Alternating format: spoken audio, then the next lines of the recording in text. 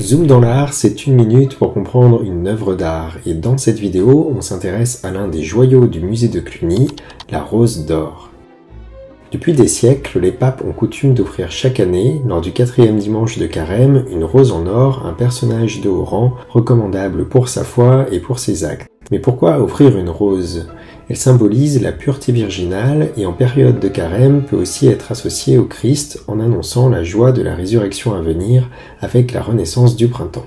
Regardez la finesse de cette rose dont les corolles ont été découpées dans une mince feuille d'or. C'est la plus ancienne rose d'or qui nous soit parvenue, la plupart des roses du Moyen-Âge ayant été fondues pour en récupérer le précieux métal.